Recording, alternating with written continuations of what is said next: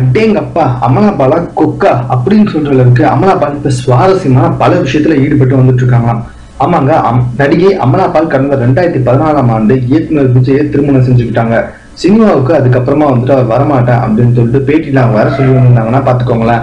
ஆனா கடந்த ஆண்டு பசங்க 2 படத்துலயும் அம்மா கணக்கு படத்துலயும் அவர் நடிச்சிருந்தாரு. அதுக்கப்புறமா வந்துட்டு பட வாய்ப்புகள்லாம் அதிகமா வரும் அப்படின்ட்டு கணக்கு போட்டார் போல. அதனால விஜய் வந்துட்டு விவாகரத்தும் செஞ்சுட்டாரு. அதுக்கப்புறமா பல இன்னல்களுக்கு ஆனாரு அமலாபால். ஆமாங்க, விவாகரத்துக்கு அப்புறமா எல்லா ப்ரொடியூசர்ஸும் ஒன்னா சேர்ந்து அமலாபாலுக்கு படமே கொடுக்க கூடாது அப்படின்னு சொல்லிட்டு முடிவெடுத்துட்டாங்க.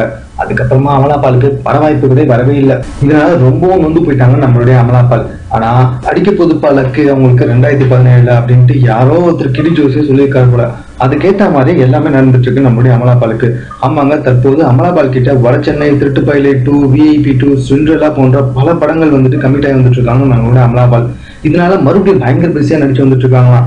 இது மட்டும் இல்லைங்க, தன்னை பார்க்க வரும் இளம் இயக்குநர்கிட்ட எல்லாம் வந்துட்டு என்னோட படம் இப்போ பயங்கரமா ஓடிடும், அது மட்டும் இல்ல 2017 நான் தான் வந்துட்டு கனவு கன்னியா வரப்போறேன், ஸோ எனக்கான ஒரு தனிப்பட்ட கதையை கொண்டு வாங்க, அதாவது நயன்தாரா த்ரிஷா பாணியில நானும் வந்துட்டு பெண்களுக்கான கதையில தனிப்பட்ட ஹீரோயினியா நடிக்க விரும்புறேன், அந்த மாதிரி கதை ஏதாவது இருந்தா கொண்டு வாங்க அப்படின்னு சொல்லிட்டு எல்லா இயக்குநர்கிட்டையும் பேசி வந்துட்டு இருக்காங்களாம்.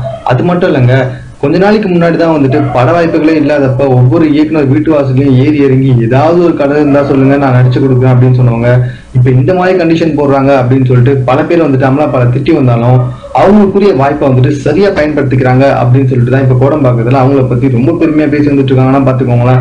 மேலும் இது போன்ற சினிமா தொடர்பான செய்திகளை உடனுக்குடன் தெரிந்து கொள்வதற்கு எங்களோட சேனலை சப்ஸ்கிரைப் பண்ணுங்க. இந்த வீடியோ பிடிச்சா லைக் பண்ணுங்க. உங்களுடைய கமெண்ட்ஸ் எதுவும் அதனால ஓகே எங்களுக்கு போஸ்ட் பண்ணுங்க. தேங்க்யூ.